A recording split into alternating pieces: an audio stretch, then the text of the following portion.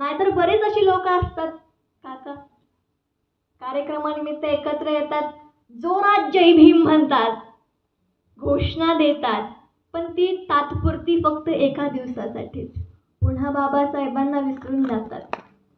खरं तर आज आपण बघतो प्रबोधनाचे कार्यक्रम हे फार कमी होताना दिसून येतात. एक साधंसं गाव जरी असेल, त्या गावात बाबासाहेबांच्या जयंतीनिमित्त 1 लाख, 2 लाख, 5 लाख वर्गणी काढल्या जाते आणि मोठाच डीजे बसविला जातो. त्या डीजे समोर आपलीच बहुजनांची पोरं नाचत असतात.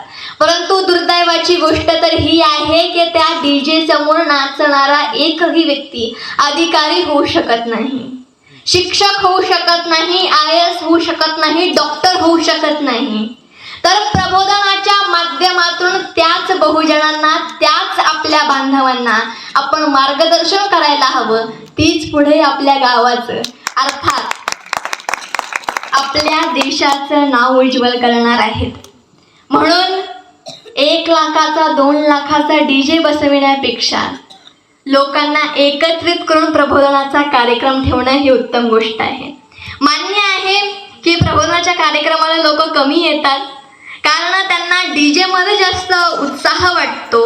परंतु जेव्हा 1 जण, 2 जण अशी करत करत सगळी जण प्रबोधनाच्या कार्यक्रमाला येतील, ते दुसऱ्यांना देखील सांगतील, तेव्हा संख्या आणखीन वाढेल आणि गावातला एक व्यक्तीच नाही तर संपूर्ण गाव हे प्रगल्भ होईल. महापुरुषांच्या विचाराने, महापुरुषांचं कार्य समजून घेत या गावातला प्रत्येक व्यक्ती हा मोठा होईल, प्रगती करेल.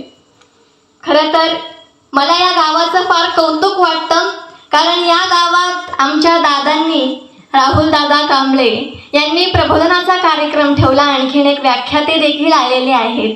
खरं तर एवढा छान प्रबोधनाचा कार्यक्रम ठेवला, एवढी गर्दी जमा केली. खरं तर त्यांची एकच धावपळ असते की या गावातल्या प्रत्येक विद्यार्थ्याला बाबासाहेब समजावे, प्रत्येक विद्यार्थ्याला छत्रपती शिवाजी महाराज, महात्मा ज्योतिराव फुले समजावे. तर त्यांच्यासाठी टाळ्या ह्या वाजल्या पाहिजे.